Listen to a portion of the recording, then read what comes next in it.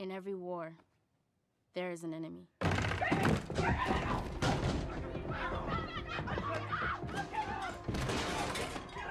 I watched my mother being half beaten to death and watched as blood and tears streamed down her face. I felt useless and scared and furious at the same time.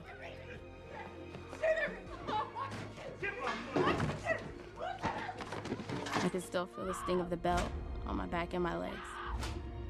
One time, he couldn't pay the rent, and that night he stopped us on the street and pointed to the concrete. He said, "Pick a spot."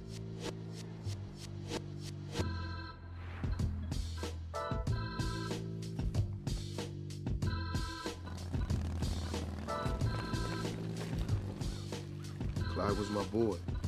He had my back plenty of times. We was like one fist, me and him, one army. Heavy. Yeah. It's the real shit right here.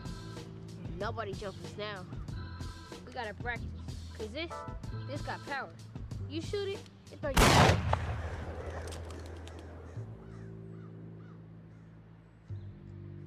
I sat there till the police came. But when they come, all they see is a dead body, a gun, and a nigga. They took me to juvenile hall. First night was the scariest. Inmates banging on the walls, throwing up their gang signs, yelling out who they were, where they from. I cried my first night. Can't never let nobody know that. I spent the next few years in and out of cells. Every day I'd worry, when will I be free? My brother taught me what the life is for a young black man. Do what you have to. Pimp, deal, whatever. Learn what colors to learn. Gang boundaries. You can say on one corner, you can't say on another. Learn to be quiet. The wrong word can get you popped. If you look in my eyes, you'll see a loving girl. If you look at my smile, you'll see nothing wrong. If you pull up my shirt, you'll see the bruises. What did I do to make him so mad? At 16, I've seen more dead bodies than a mortician. Every time I step out my door, I'm faced with the risk of being shot. To the outside world, it's just another dead body on the street corner. They don't know that he was my friend. During the war in Cambodia, the camp stripped away my father's dignity. He sometimes tries to hurt my mom and me. I feel like I have to protect my family. I was having trouble deciding what candy I wanted. Then I heard gunshots. I looked down to see that one of my friends had blood coming out of his back and his mouth. The next day, I pulled on my shirt and got strapped with a gun I found in an alley by my house. I don't even know how this war started. It's just two sides who tripped each other way back. Who cares about the history behind it? I am my father's daughter, and when they call me to testify, I will protect my own no matter what. Nobody cares what I do. Why should I bother coming to school? My friends are soldiers, not of war, but of the streets. They fight for their lives. I hate the cold feeling of a gun against my skin. It makes me shiver. It's a crazy-ass life. Once you're in, there's no getting out. Every time I jump somebody in and make someone a part of our gang, it's another baptism. They give us their life, we give them a new one. I've lost many friends who have died in the undeclared war. To the soldiers and me, it's all worth it. Risking life, dodging bullets, pulling triggers. It's all worth it.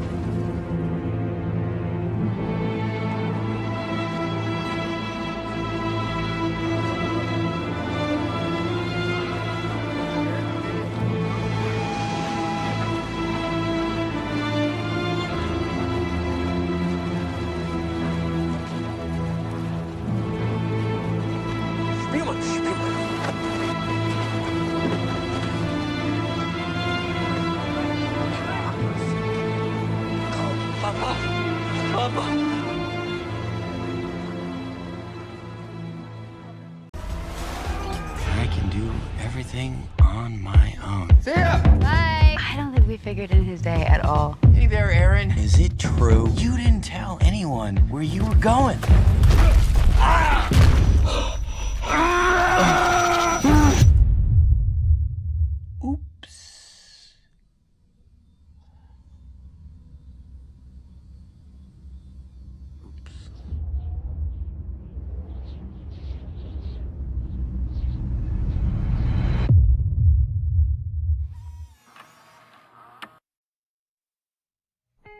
This marks 24 hours of being stuck.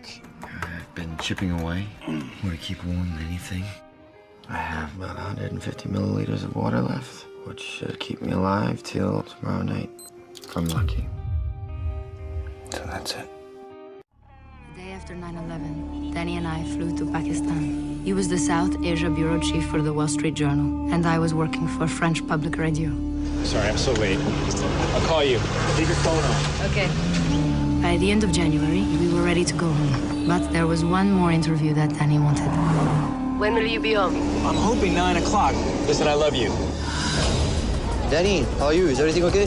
Why, is there a problem? No, there's no problem. I can't get through to Danny. How far are we going? Is it far? Danny had an interview and he's not back. He didn't come home last night. Hello?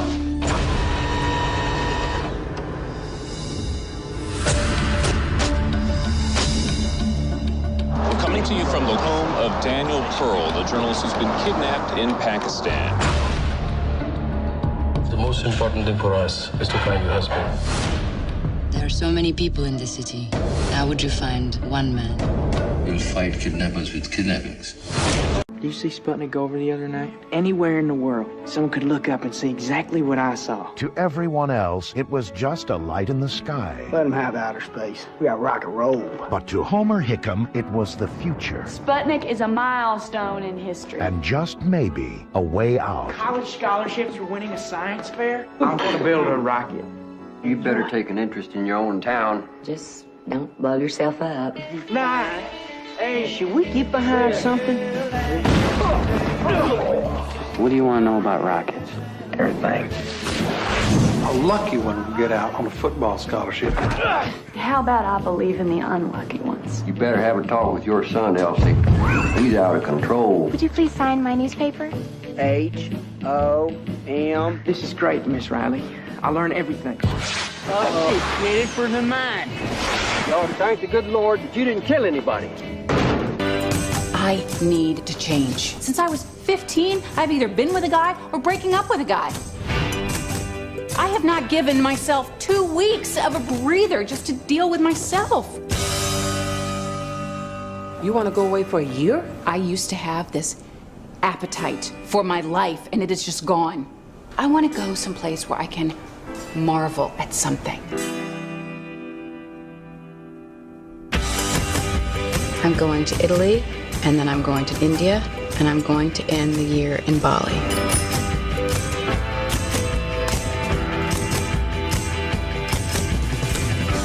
I'm having a relationship with my pizza. This is my no carb left behind experiment.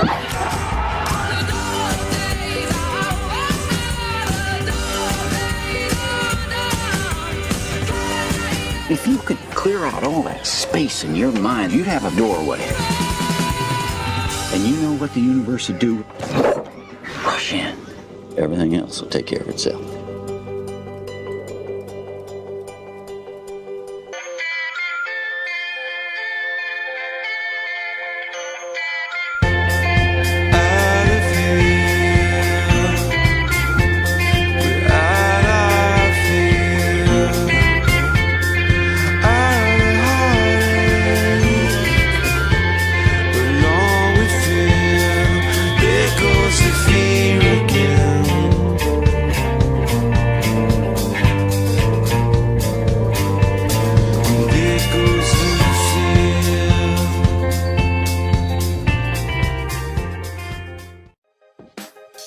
My name is M.K. Asante, writer, filmmaker, professor, and author of Buck.